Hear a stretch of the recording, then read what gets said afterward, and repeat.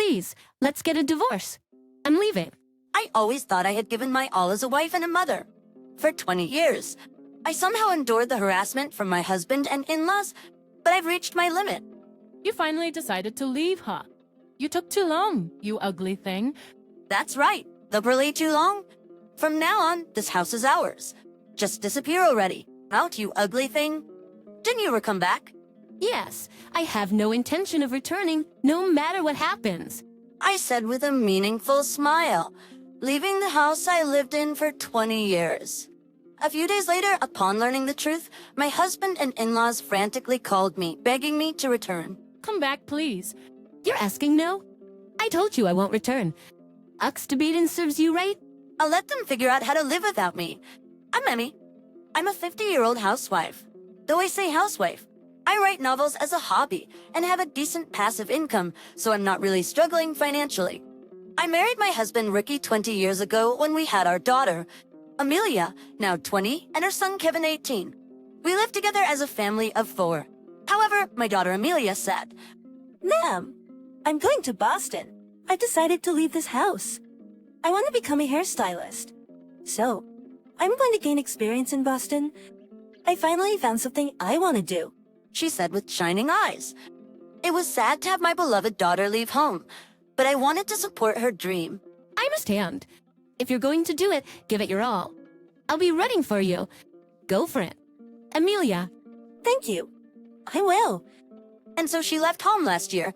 Like Amelia, who was always so kind and helpful around the house, left and I was steeped in sadness.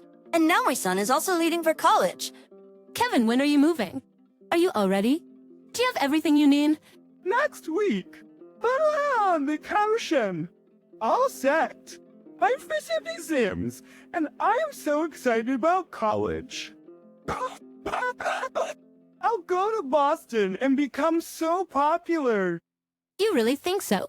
You'll have to introduce me to your girlfriend once you have one. Okay, I'll introduce that to you. Jasper, as I'd be shocked by how cute she is. You're breaking. Kevin is looking forward to his move next week. He's a break kid, always lifting the mood wherever he goes. Kevin's cheerful personality always brightened our home. I'm going to miss our brightest light in the family starting next week. That's what I thought as the moving day arrived. Okay. Dash, I know if I Andrew. Man, they trust me. Epigram. Mama, is this meeting Chris Freeboard's rest? Take care. Wishing you all the best. And come back right away if anything happens. The way you went high. Take care. Kevin. My usually quiet husband also seemed a bit anxious, but we both sent off our son. Aren't you from the times? Yes, is this the priest path? And with that, our son left. Is this the end of 20 years of parenting? 20 years feels long and short at the same time. Thinking back, so much has happened. Marriage, the birth of our first child, raising both kids, arguments with my daughter and son during their rebellious years. There were times I felt like breaking down, but seeing my children grow up healthy and leave the nest is reassuring. We still have the mortgage, but I was thinking of paying it off slowly while living a relaxed life. And then another problem arose. After the kids left home, my in-laws started visiting more frequently. Thus on that day too, the doorbell rang, race connection.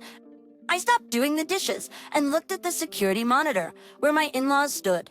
Hey, Ricky, Atlee and Andy are here. Did you know about this? Really? I hadn't heard anything. Wonder what they want. Well, let them in. Anyway, being visited suddenly like this, unprepared and with nothing ready. I hurried to the door as I thought this, when my mother-in-law immediately started complaining. You're so slow. How could you make elderly people wait outside? I'm sorry. Please, come in, I said, inviting them in. Dan? Wait, Emmy's here? We thought you wouldn't be home today. Well, I didn't have any plans for today. No plans? It's not like you have plans on other days being a housewife, right? Yeah, right? Hi. I tried to ignore her comment, but then my mother-in-law continued. If I had known Emmy was here, I wouldn't have come Leleo. When? Really, we thought it would be just the two of us and Ricky. We should have stayed home Leleo. It's my house, of course I'm here. My in-laws, always so obviously spiteful. Yes, they've always disliked me. My in-laws live just a short drive from our house. We've never had a good relationship. Even to the day we went to announce our marriage, this is Emmy. We're getting married next month. Ricky introduced me to his parents. I greeted them with a nervous expression. Nice to meet you. I'm Emmy, I said loudly. When my in-laws saw me, the first thing they said was terrible. Oh, you're Emmy. You're not as cute as I thought, Lil. Aren't you pretty ordinary? I was mocked and compared to Christina, my husband's brother's wife. Christina went to the same high school as me, and we were originally close. She was popular with the guys since high school for her looks and fitness. Her cooking is also really good, now running her own cooking classes and publishing books. I'm sure everyone loves the perfect Christina. But indeed, compared to Christina, I'm just a plain housewife. I couldn't say anything back. While I was being verbally abused by my in-laws, I looked at Ricky, believing he would defend me. But to my surprise, Ricky joined in with them. Don't compare her to Christina Lowell. She's too pretty Lowell and a great cook. There's no one like her, he said, laughing. She's too pretty low and a great cook. There's no one like her. Then all of them together? I was angry at both my husband's and in-laws' attitude, but I had decided to marry Ricky and loved him, so I didn't think of calling off the wedding. But during my first pregnancy, my in-laws would come over often and say, Emmy, you're so ugly. I don't know if it's because we just saw Christina yesterday, but you look worse than usual. Reduce your makeup less face is terrible true. Have you gotten fatter because of the pregnancy, or are you just fat? I'm a fat, ugly woman.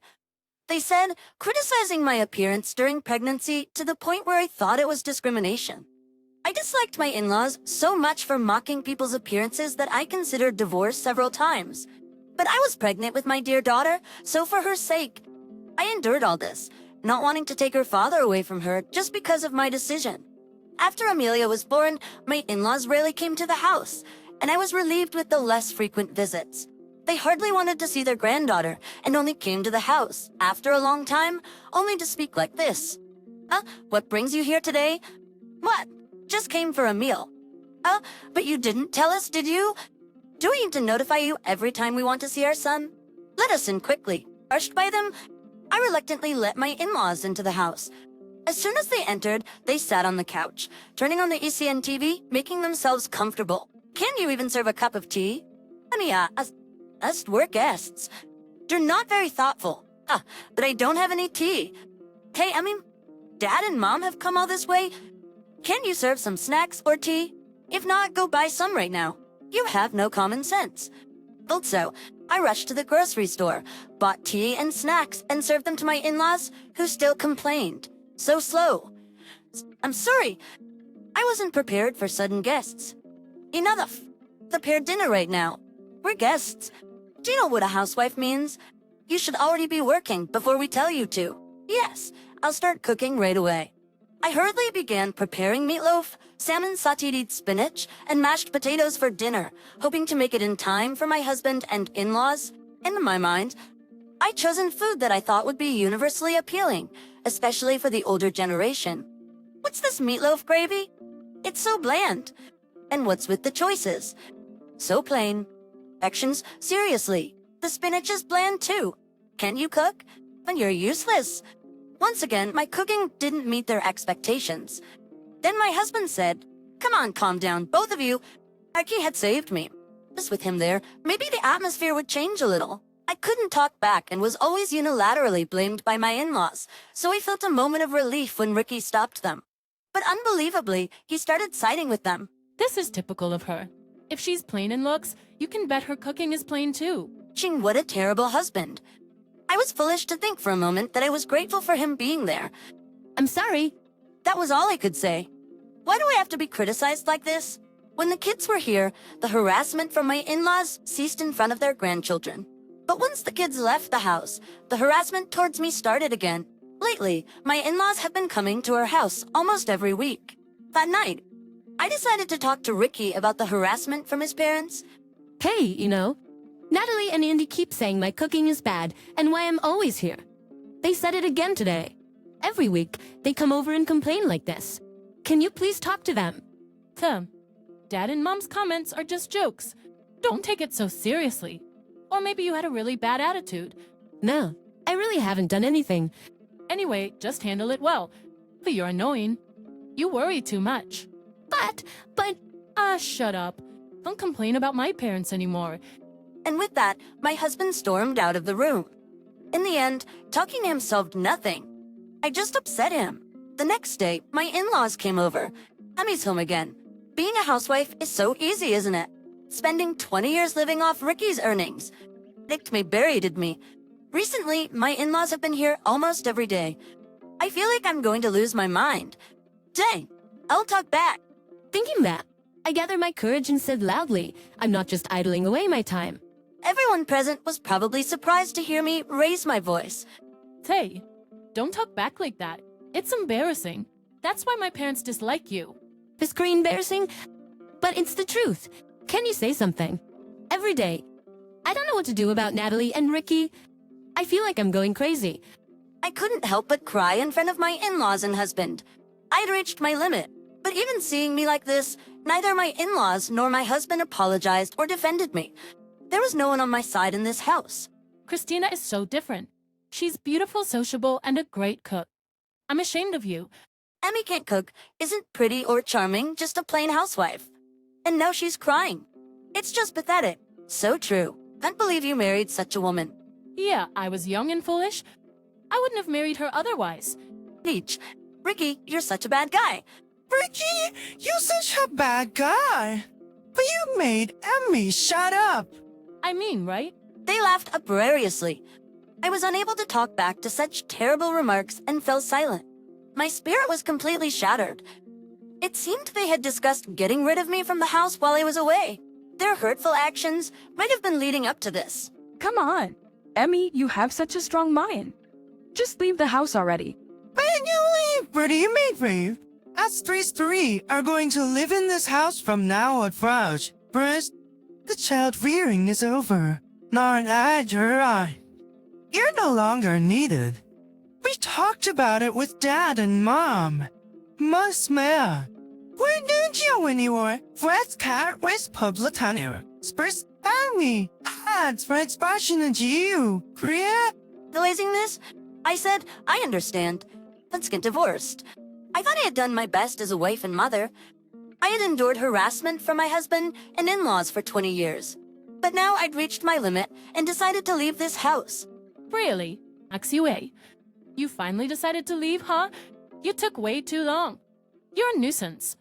Get out already? That's already way too long. Those houses are ours. You have no right to live here anymore. Get lost, ugly woman, and don't ever come back. That's three. Yes, I have no intention of returning no matter what happens. I left the house I had lived in for 20 years. A few months later, the divorce was finalized. I was finally single. That night, I contacted my sister-in-law. Hello, Christina. I've reached my limit. I got divorced. What happened? I could tell Christina was quite shocked over the phone. Christina and I had reconnected after our children were born, getting along as well as we did in high school. Now we often met up for hot yoga sessions, but I never discussed about my in-laws with her. After telling Christina everything, she said, I can't believe all that happened.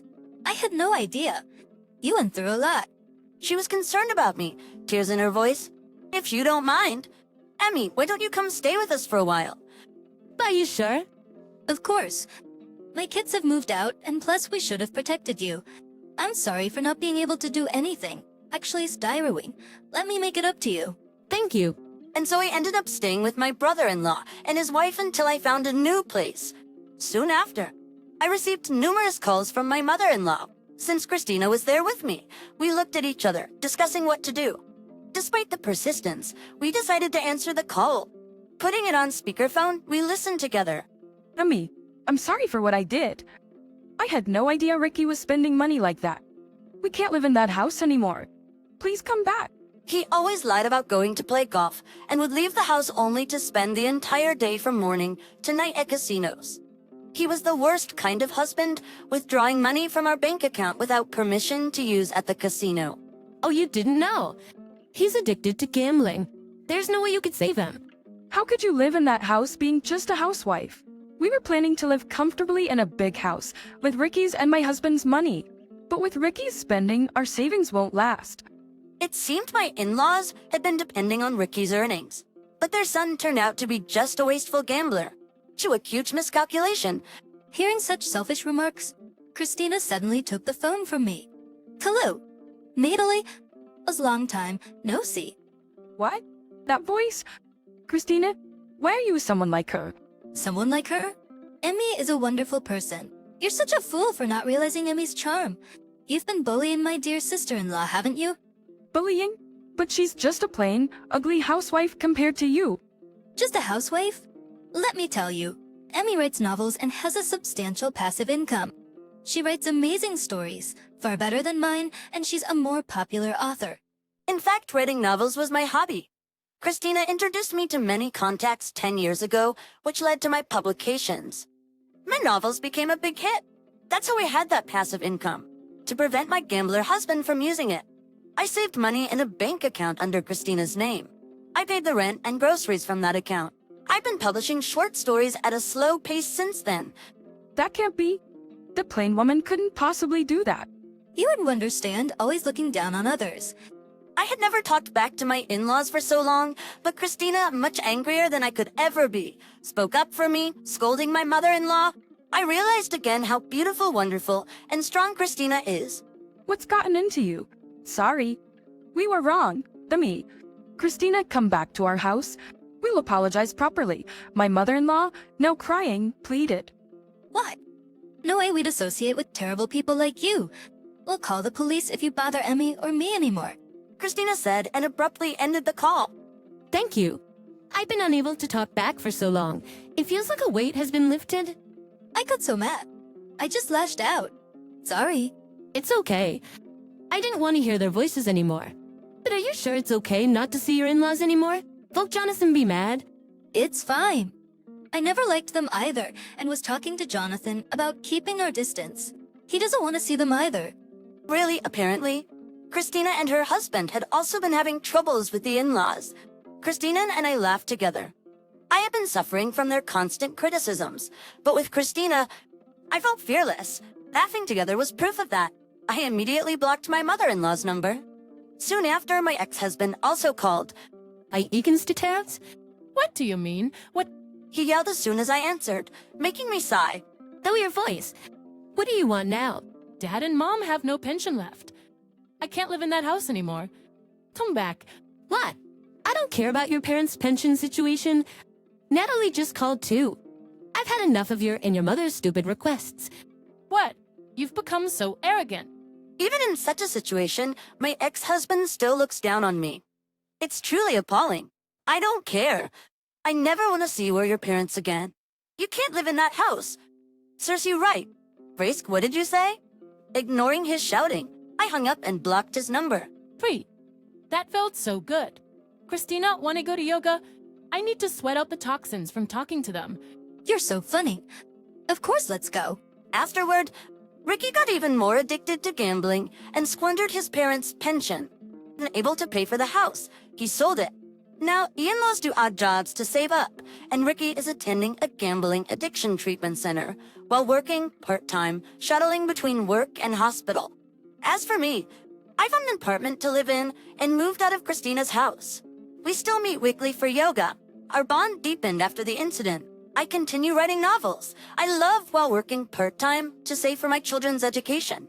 The sales are doing well, so we can afford a living. I saw my daughter and son once after the divorce and told them about it. Kevin, I'm sorry. I divorced Dad. It's okay. I never liked Dad gambling. It was embarrassing to tell my friends he's a gambler. Dad begged me for money recently. I believe he asked his own son for cash. Assuredly. And I. You don't have to struggle alone anymore. We're here for you.